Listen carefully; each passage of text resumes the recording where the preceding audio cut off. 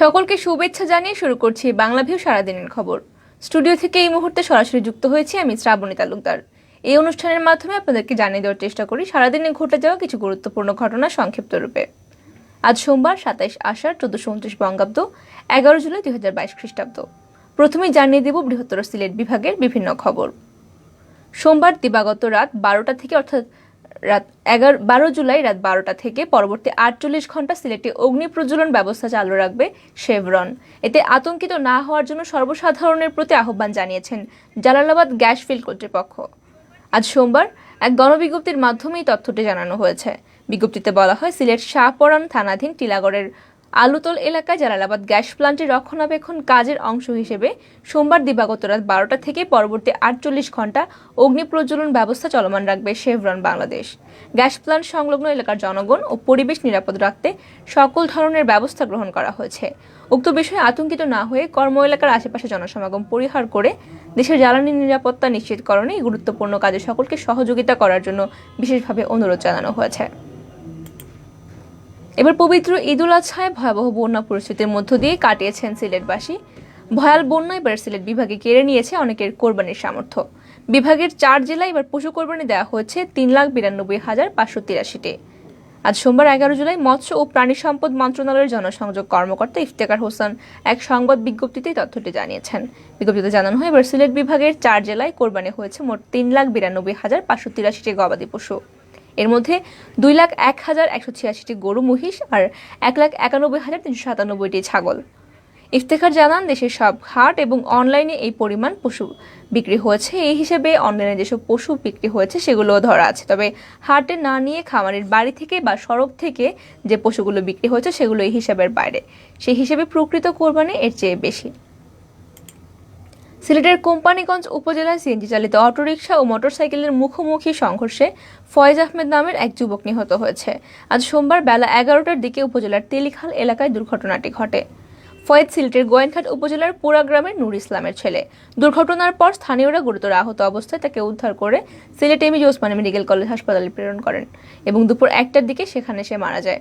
এই ঘটনায় ২ মোটরসাইকেল আরোহী এবং অটোরিকশা যাত্রী সহ আরও ৬ জন আহত হয়েছেন। আশঙ্কাজনক অবস্থায় অটোরিকশা চালক রুমান মিয়াকেও ওসমানী হাসপাতালে ভর্তি করা হয়েছে।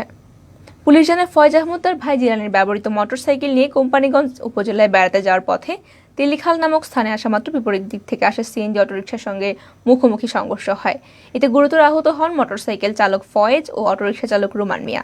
এছাড়াও ২ মোটরসাইকেল আরোহী এবং ৩ অটোরিকশা যাত্রী আহত হন। সড়কের পাশে সবুজ চা বাগানগুলো ফাঁকা রয়েছে। রঙিন পোশাক পরে মন খুলে সেখানে ঘুরে বেড়াচ্ছেন না পর্যটকরা। শুধু চা বাগানই নয়, মৌলভীবাজারের শ্রীমঙ্গলের প্রায় সব পর্যটনেরই একই অবস্থা। সিলেট ও সুনামগঞ্জে ভয়াবহ বন্যার প্রভাবে জনশূন্য হয়ে পড়েছে সিলেটের শ্রীমঙ্গল। এখানে হোটেল রিসোর্টের বেশিরভাগই ফাঁকা পড়ে রয়েছে। বিশাল প্রস্তুতি নিয়ে রাখা পর্যটন সংশ্লিষ্ট ব্যক্তিরা কাঙ্ক্ষিত পর্যটক না আসায় ক্ষতির সম্মুখীন হচ্ছেন। শ্রীমঙ্গলের বিভিন্ন পর্যটন স্থানে গিয়ে বেশি পর্যটকের দেখা মেলেনি। কয়েকজন পর্যটক বিকেল ৪টার পরে দেখা গেছে। চা বাগান, বদ্ধভূমি ৭১, চা ভাস্কর্য, বিটিআরআই, ৭ রঙের চা, মণিপুরি পাড়াতেও সাধারণত ছুটির দিনে যে মানুষ হয় তার চেয়েও কম মানুষ দেখা মিলেছে। গতকাল ঈদের দিন সিলেটে বৃষ্টির সম্ভাবনার কথা জানিয়েছিল আবহাওয়া অধিদপ্তর, তবে হয়নি বৃষ্টি। ফলে গরমে নাকাল হয়ে দিন কাটাতে হয়েছে কোরবানি ঈদের দ্বিতীয় দিনও সিলেটে তীব্র গরম। জরুরি প্রয়োজনে ঘর থেকে বাইরে বেরোনো মানুষের হাঁসফাঁস অবস্থা। তবে বৃষ্টি হওয়ার সম্ভাবনা জানিয়েছে আবহাওয়া অধিদপ্তর। আজ সোমবার সকাল ৯টা থেকে পরবর্তী ২৪ ঘন্টার আবহাওয়া পরিস্থিতিতে এক বিজ্ঞপ্তিতে অধিদপ্তর জানিয়েছে, মৌসুমী বায়ুর অক্ষ রাজস্থান, উত্তর প্রদেশ, বিহার, গাঙ্গেয় পশ্চিমবঙ্গ এবং বাংলাদেশের দক্ষিণাঞ্চল হয়ে আসাম পর্যন্ত বিস্তৃত রয়েছে। মৌসুমী বায়ু বাংলাদেশের উপর দিয়ে কম সক্রিয় এবং উত্তর বঙ্গোপসাগরের মাঝামাঝি অবস্থায় রয়েছে। এই বায়ুর ফলে সিলেট বিভাগের অনেক জায়গায় অস্থায়ীভাবে দমকা হাওয়া সহ হালকা থেকে মাঝারি ধরনের বজ্র বা বৃষ্টিসহ বজ্র হতে পারে। সেই সঙ্গে সিলেট বিভাগের কোথাও কোথাও মাঝারি থেকে ভারী ধরনের বর্ষণ হতে পারে বলেও আবহাওয়ার পূর্বাভাসে বলা হয়েছে। সারা দেশের ন্যায় সিলেটেও চামড়া ব্যবসায়ী এবং কমে মাদ্রাসা ও এতিমখানাগুলোর কাঁচা চামড়া সংগ্রহের প্রধান মৌসুম ঈদুল আজহা। ১ দশক আগেও একটি গরুর চামড়া আকার ভেদে ১২০০ থেকে ৩,০০০ টাকায় বিক্রি করা যেত, কিন্তু সাম্প্রতিক বছরগুলো সেই একই চামড়া ৫০০ টাকাতেও বিক্রি করতে পারছেন না মৌসুমী ব্যবসায়ীরা। ফলে আয় কমেছে ব্যবসায়ী ও মাদ্রাসা এতিমখানা কর্তৃপক্ষের। পরপর কয়েক বছর কাঁচা চামড়ার বাজারে এই অস্থিরতা দেখা দিলে সরকার চামড়ার দাম নির্ধারণ করে দেওয়া শুরু করে। এই ধারাবাহিকতায় বাণিজ্য মন্ত্রণালয় গত সপ্তাহে ব্যবসায়ীদের সঙ্গে বৈঠক করে গত বছরের তুলনায় প্রতি বর্গফুট লবণযুক্ত গরুর চামড়া 7 টাকা বেশি নির্ধারণ করে। তাতে এবারের পবিত্র ঈদুল আজহায় কোরবানি করা গরুর চামড়ার দাম কিছুটা বাড়তি পাওয়ার আশা করেছিলেন কোরবানিদাতা, মৌসুমী ব্যবসায়ী এবং মাদ্রাসা ও এতিমখানা কর্তৃপক্ষ। তবে শেষ পর্যন্ত সে আশায় গুড়ে বালি। গতবারের মতোই সিলেটে কম দামে বিক্রি হয়েছে লবণহীন গরুর চামড়া। এতক্ষণ শুনছিলেন বৃহত্তর সিলেট বিভাগের বিভিন্ন খবর। এবারে জাতীয়। ঈদুল আজহার ছুটিতে আজ সোমবার রাজধানীর বিনোদনের অন্যতম কেন্দ্রস্থল মিরপুরের জাতীয় চিড়িয়াখানা উপচে পড়া ভিড় লক্ষ্য করা গেছে। এদিন প্রায় 50,000 মানুষ চিড়িয়াখানায় ঘুরতে এসেছেন। সরেজমিন চিড়িয়াখানায় গিয়ে মানুষের প্রচণ্ড ভিড় দেখা যায়। অতিরিক্ত দর্শনার্থীর জন্য পা ফেলার মতো জায়গা ছিল না কোথাও। পরিবার, বন্ধু বান্ধব নিয়ে অনেকেই বেড়াতে এসেছেন। ঈদে চিড়িয়াখানায় বাড়তি বিনোদন উপভোগ করে অনেকেই আবার বাড়ি ফিরে যেতে দেখা গেছে। রাজধানীর মোহাম্মদপুর থেকে কয়েকজন বন্ধু ঘুরতে এসেছিলেন এবং ঈদে ঢাকার বাইরে থেকে ঘোরাঘুরি করতে এসেছেন অনেকেই। ফাঁকা ঢাকায় ঘুরতে দূর দূরান্ত থেকে আসা যাত্রীরা পরিবহনের অতিরিক্ত ভাড়ায় অতিষ্ঠ হচ্ছেন। ঝিনাইদহ থেকে পরিবার নিয়ে ঘুরতে এসেছেন অনেকেই এবং এসেছেন ঢাকা সহ দেশের বিভিন্ন প্রান্ত থেকে মানুষ। ঈদের পরদিন অর্থাৎ আজ সোমবার কোরবানি হলো বগুড়ার আলোচিত ষাঁড় হিরো আলম। শহরের বরগোলা এলাকায় আজ সোমবার সকাল 10টার দিকে হিরো আলমকে কোরবানি দেওয়া হয়। ঈদুল আজহার আগের দিন শনিবার 4.5 লাখ টাকায় হিরো আলমকে কিনে নেন শহরের মোল্লা ট্রেডার্সের মালিক চান মোল্লা। সামাজিক যোগাযোগ মাধ্যমে বিভিন্ন সময় আলোচিত বগুড়ার বাসিন্দা হিরো আলমকে ভালোবেসে নিজের গরুটির এই নাম রেখেছিলেন শহরের ফুলবাড়ি মধ্যপাড়ার এলাকার তরুণ খামারি জিয়াম প্রামাণিক। কালো সাদা রঙের 3 বছর 8 মাস বয়সের ষাঁড়টির দৈর্ঘ্য প্রায় 8 ফুট এবং উচ্চতা 5.5 ফুট। এই কয়েক বছরে এটির ওজন ঠেকেছে 22 মনে। এবার কোরবানির বাজারে তোলার পরপরই ভাইরাল হয় হিরো আলম। ওই সময় খামারি জিএম এর দাম হাঁকিয়েছিলেন 8 লাখ টাকা, তবে শেষ পর্যন্ত বিক্রি হয়েছে 4.5 লাখ টাকায়। এবারে আন্তর্জাতিক। আজ বিশ্ব জনসংখ্যা দিবস। বিশ্বের জনসংখ্যা 800 কোটির মাইল ফলকে বেড়ে চলেছে বিশ্বের জনসংখ্যা। চলতি বছরের 15 নভেম্বর মোট জনসংখ্যা দাঁড়াবে 800 কোটিতে। তাছাড়া আগামী বছর বিশ্বের জনবহুল দেশ হিসেবে চীনকে পিছনে ফেলবে ভারত।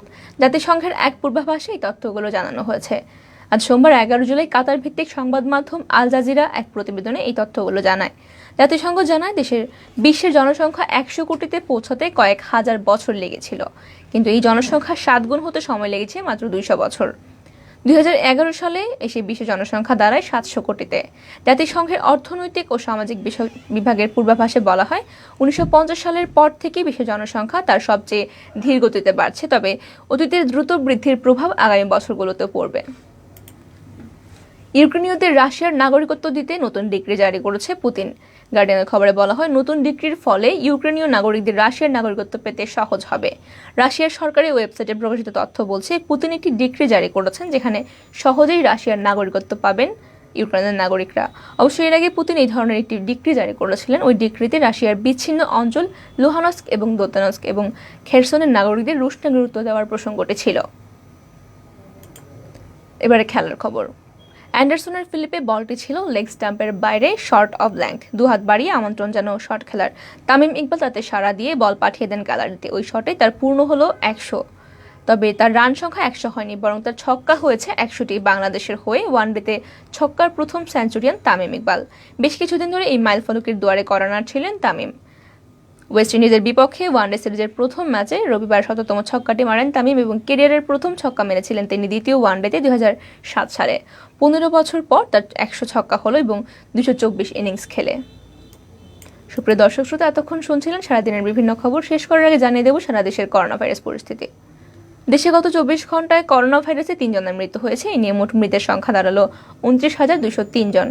এই সময়ের মধ্যে 521 জনের করোনা শনাক্ত হয়েছে। এই নিয়ে মোট আক্রান্ত রোগীর সংখ্যা দাঁড়িয়েছে 19,90,375 জন।